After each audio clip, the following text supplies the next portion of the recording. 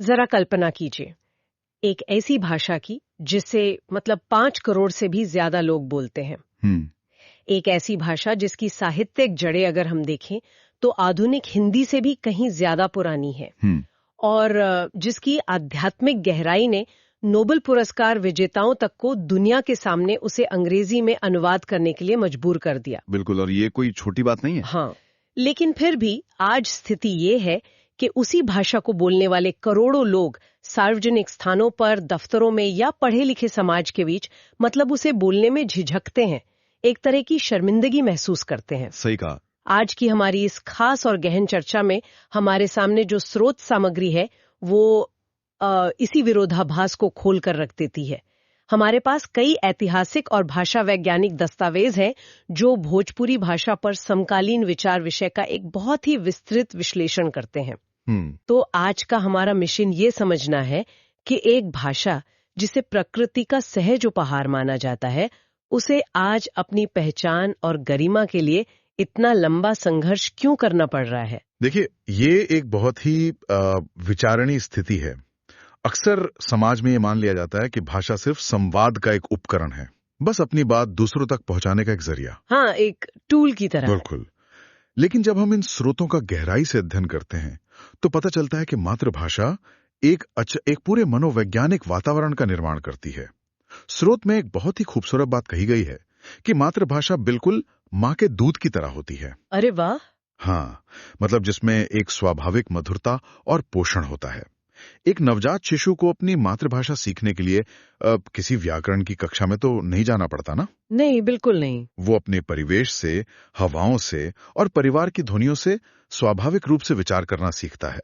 ये पीढ़ी दर पीढ़ी उस समाज की संस्कृति और जीवन मूल्यों को सहेजने का सबसे प्राकृतिक माध्यम है। ठीक है, तो आइए इस विषय की तह तक जाते हैं, क्योंकि जब हम इस भावनात्मक और प्राकृतिक जुड़ाव को समझ लेते हैं तो दिमाग में तुरंत एक बहुत ही बुनियादी सवाल उठता है। क्या सवाल? सवाल ये कि अगर मातृभाषा इतनी ही शक्तिशाली और स्वाभाविक है तो फिर ऐसा क्यों है कि भोजपुरी को लगातार महज एक बोली मान लिया जाता है, या फिर किसी अन्य बड़ी भाषा का बिगड़ा हुआ रूप मानकर किनारे कर दिया जाता है। ये एक बहुत आम भ्रांति है। हाँ, और स्रोत सामग्री भाषा विज्ञान के नजरिए से इस भ्रांति पर बहुत कड़ा प्रहार करती है। तो ऐतिहासिक सच्चाई क्या है?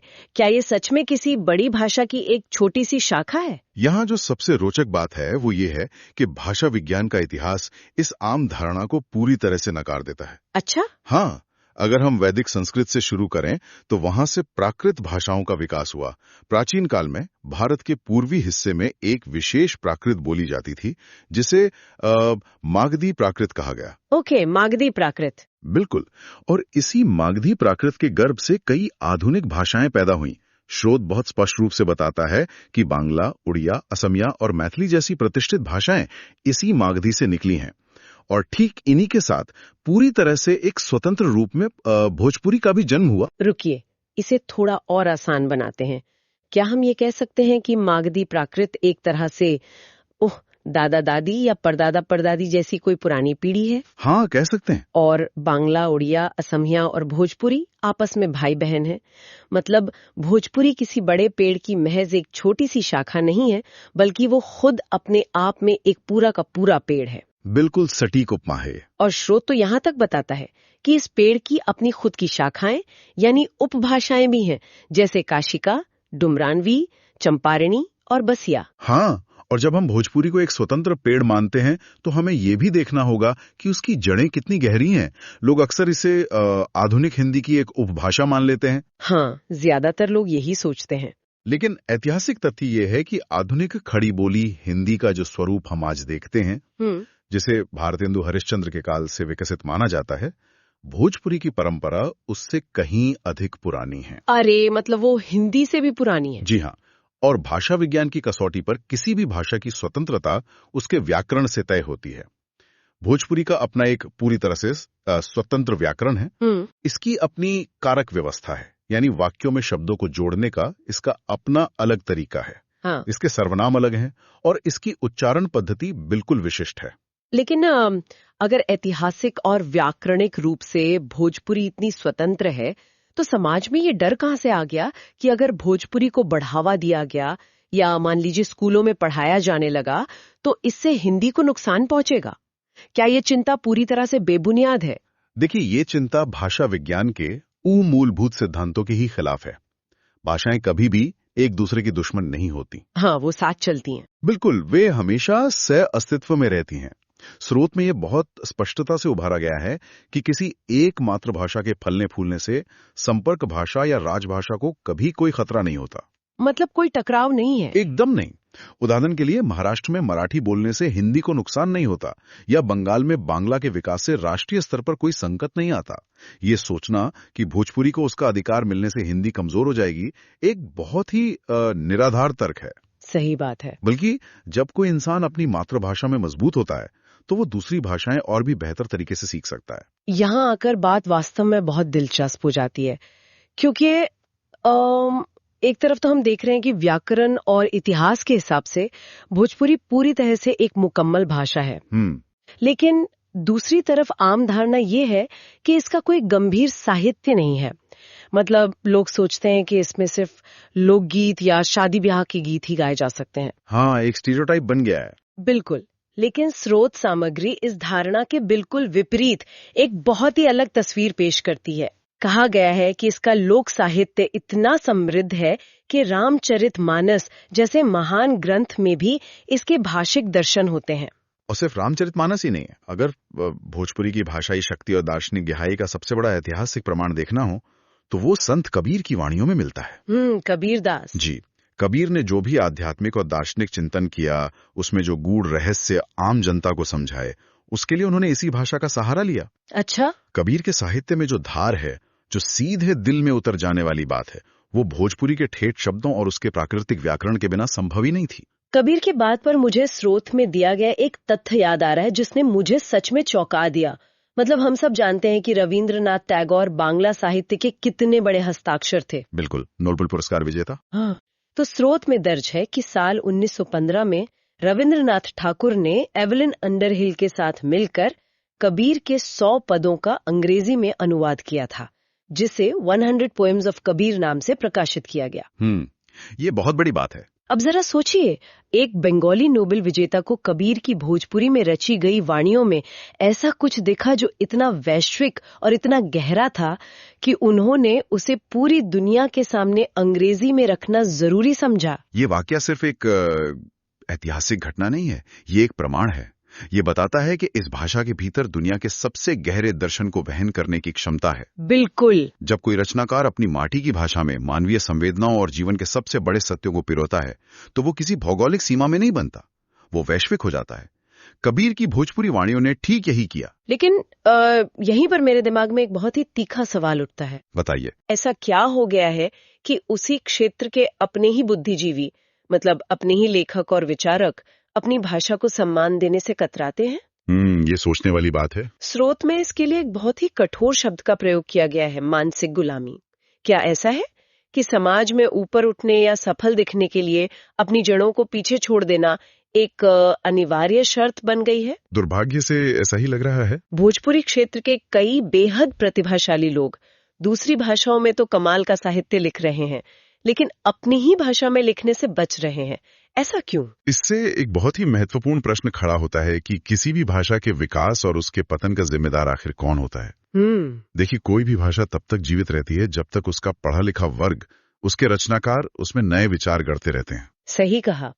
जब एक समाज का बुद्धिजीवी वर्ग दूसरी भाषाओं में प्रतिष्ठा पा लेता है और उसे लगने लगता है कि उसकी अपनी मातृभाषा अब उसके स्टेटस के लायक नहीं रही, तो वो भाषा धीरे धीरे केवल ग्रामीण या अनौपचारिक संवाद तक सिमट जाती है। मतलब सिर्फ घर की बोली बनकर रह जाती है। बिल्कुल। स्रोत इसे मानसिक गुलामी इसलिए कहता है क्योंकि ये मान लेना कि गंभीर विमर्श, विज्ञान या आधुनिक चिंतन केवल अंग्रेजी या अन्य प्रतिष्ठित भाषाओं में ही हो सकता है, ये एक बहुत बड़ी मनोवैज्ञानिक हार है। तो इस सब का असल में क्या अर्थ है? अगर पढ़ा लिखा वर्ग भाषा से मुंह मोड़ ले तो भाषा कमजोर होने लगती है। संस्थागत रूप से कमजोर। हाँ, और शायद इसी संस्थागत कमजोरी को दूर करने के लिए भोजपुरी को भारतीय संविधान की 8वीं अनुसूची में शामिल करने की मांग उठती है, जिसका जिक्र स्रोत में बहुत विस्तार से है। जी हाँ, ये एक बड़ा मुद्दा है। लेकिन सवाल यह है कि 8वीं अनुसूची का मतलब क्या है? क्या महज एक सरकारी सूची में नाम जुड़ जाने से कोई भाषा सच में बच जाती है? अगर हम इसे व्यापक परिप्रेक्ष्य से जोड़कर देखें तो 8वीं अनुसूची सिर्फ कागज पर छपा कोई नाम नहीं है। यह एक लोकतांत्रिक अधिकार है। अच्छा, कैसे? जब किसी भाषा को संवैधानिक मान्यता मिलती है तो उसके लिए शिक्षा के दरवाजे खुलते हैं। लोग उस भाषा में प्रशासनिक परीक्षाएं दे सकते हैं, विश्वविद्यालयों में शोध के लिए अनुदान मिलता है और सरकारी कामकाज में उसका प्रयोग होता है। ओके, मतलब एक पूरा सिस्टम खड़ा होता है। बिल्कुल। स्रोत में एक बहुत ही प्रख्यात भाषाविद प्रभात रंजन सरकार का जिक्र है। उनका स्पष्ट मानना था कि एक विवेकपूर्ण भाषा नीति समाज में समरसता लाती है। जब राज्य किसी भाषा को मान्यता देता है तो वह उस भाषा को बोलने वालों को यह संदेश देता है कि उनके अस्तित्व और उनकी संस्कृति का सम्मान किया जा रहा है। लेकिन मेरा शक अपनी जगह है। मान लीजिए सरकार ने मान्यता दे दी, विश्वविद्यालय खुल गए, लेकिन अगर कोई परिवार अपने घर के अंदर अपने डाइनिंग टेबल पर बच्चों के साथ वो भाषा बोलना ही बंद कर दे, तो क्या कोई भी सरकारी मोहर उस भाषा को मरने से बचा सकती है? ये बहुत ही जायज बात है। सरकारी मान्यता और समाज का खुद का प्रयास, ये दोनों एक गाड़ी के दो पहिए हैं। हाँ। सिर्फ सरकार के भरोसे कोई भाषा जीवित नहीं रह सकती। लेकिन हमें ये भी समझना होगा कि लोग घर में अपनी भाषा बोलना क्यों छोड़ते हैं। क्यों छोड़ते हैं? क्योंकि उन्हें लगता है कि बाहर की दुनिया में, रोजगार के बाजार में इस भाषा का कोई आर्थिक या सामाजिक मूल्य नहीं है। जब संवैधानिक मान्यता मिलती है तो भाषा का एक ढांचागत मूल्य तैयार होता है। लोगों में गर्व की भावना वापस आती है। कॉन्फिडेंस आता है। बिल्कुल। और ये बहुत जरूरी है, क्योंकि जब कोई मातृभाषा मरती है तो सिर्फ व्याकरण या शब्दकोश नष्ट नहीं होता, उस पूरे समुदाय की सामूहिक स्मृतियां, उनके मुहावरे, पर्यावरण को समझने का उनका स्थानीय ज्ञान, सब कुछ हमेशा के लिए खत्म हो जाता है। सच में? मतलब अगर हम इस पूरी तस्वीर को एक साथ रखकर देखें तो एक बहुत ही दिलचस्प और भयानक पैटर्न नजर आता है। कैसा पैटर्न? जब किसी भाषा को दशकों तक सरकारी मान्यता नहीं मिलती और उसका अपना एलीट या पढ़ा लिखा वर्ग उसे अशिक्षितों की भाषा मानकर छोड़ देता है, तो वो भाषा एक तरह से अनाथ हो जाती है। बहुत सही शब्द इस्तेमाल किया, अनाथ। और शायद यही वजह है कि 1990 के दशक के बाद जब भोजपुरी सिनेमा और संगीत का नया व्यावसायिक दौर शुरू हुआ तो उसमें इतनी भयानक अश्लीलता और फुहड़पन आ गया। हाँ, वो एक बहुत बुरा दौर था। स्रोत सामग्री भी इस बात को स्वीकार करती है कि इस दौर ने भाषा की सांस्कृतिक गरिमा को एक बहुत गहरा आघात पहुंचाया है, क्योंकि भाषा को संभालने वाले और सही दिशा देने वाले तो मैदान छोड़कर जा चुके थे, तो बाजार के अनियंत्रित व्यावसायिक लोगों ने उस खालीपन को सस्ते मनोरंजन से भर दिया। ये विश्लेषण बिल्कुल सटीक है। जब समाज का बुद्धिजीवी वर्ग अपनी भाषा से कट जाता है तो उस भाषा की बागडोर पूरी तरह से उन बाजार के उन ताकतों के हाथ में चली जाती है जिनका एकमात्र उद्देश्य पैसा कमाना होता है। बिल्कुल, सिर्फ प्रॉफिट। हाँ, 90 के दशक के बाद के सिनेमा और गीतों ने भोजपुरी की एक ऐसी छवि गढ़ दी मानो ये केवल अश्लीलता और फुहड़पन की ही भाषा हो। बाहरी दुनिया के सामने और यहाँ तक कि खुद भोजपुरी बोलने वाले परिवारों के सामने भी इस छवि ने भाषा के आत्मसम्मान को बहुत गहरी चोट पहुंचाई। लोग अपने ही घर में अपने बच्चों के सामने भोजपुरी गीत बजाने से कतराने लगे। लेकिन राहत की बात यह है कि श्रोता हमें बताता है कि अब हालात बदल रहे हैं। समाज का जागरूक वर्ग, जो शायद पहले खामोश था, अब इस अश्लीलता के खिलाफ निरंतर आवाज उठा रहा है। ये एक बहुत ही सकारात्मक बदलाव है। और उससे भी बड़ी बात यह है कि साहित्य अब केवल पुरानी बातों, लोक कथाओं या गांव के चौपाल तक सीमित नहीं रह गया है। ये समकालीन समय का सबसे उज्जवल पहलू है। देखिए, कोई भी भाषा तभी जिंदा रहती है जब वो अपने समय के सच को बयान कर सके।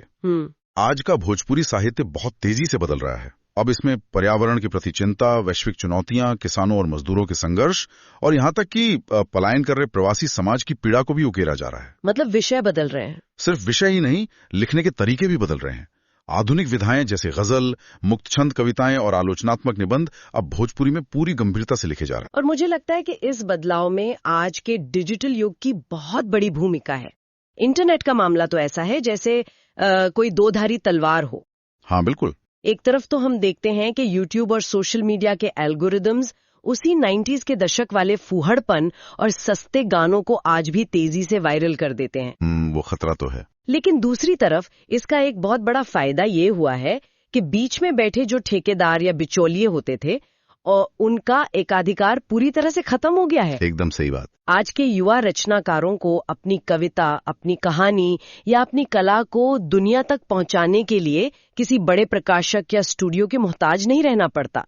वे सीधे अपना मंच खुद बना रहे हैं। इंटरनेट के इस पहलू ने सचमुच एक नए पुनर्जागरण की शुरुआत की है।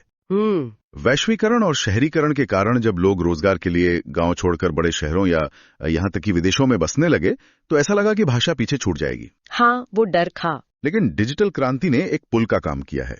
आज डिजिटल पुस्तकालय बन रहे हैं, सोशल मीडिया पर साहित्यिक समूह सक्रिय हैं और दुनिया भर में फैले प्रवासी भारतीय इन्हीं माध्यमों का उपयोग करके अपनी जड़ों से फिर से जुड़ रहे हैं। अरे वाह! वे मीलों दूर बैठकर भी अपनी मातृभाषा में विचार विमर्श कर रहे हैं, जो एक बेहद आशाजनक स्थिति है। लेकिन स्रोत इस बात पे भी जोर देता है कि सिर्फ इंटरनेट के भरोसे नहीं बैठा जा सकता।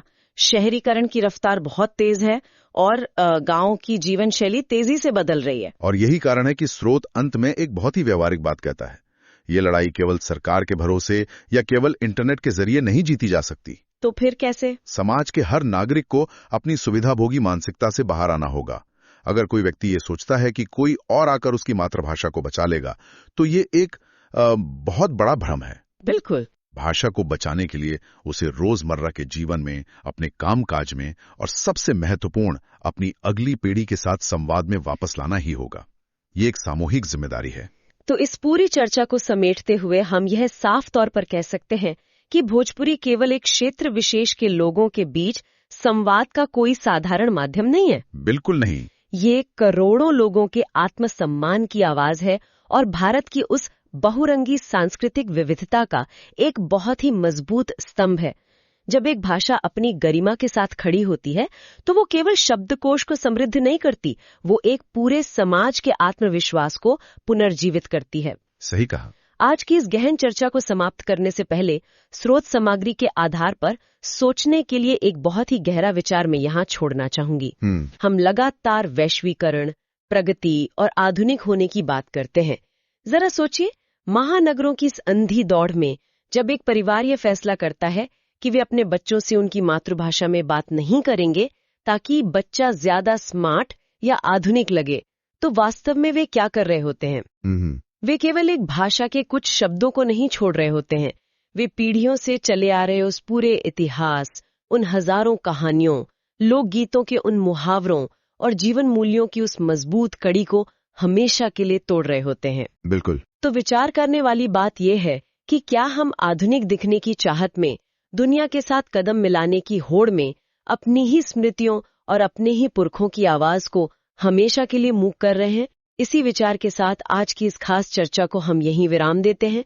इस महत्वपूर्ण विषय की परतों को हमारे साथ खोलने और इसे इतनी गहराई से समझने के लिए बहुत बहुत धन्यवाद। मिलते हैं अगली चर्चा में।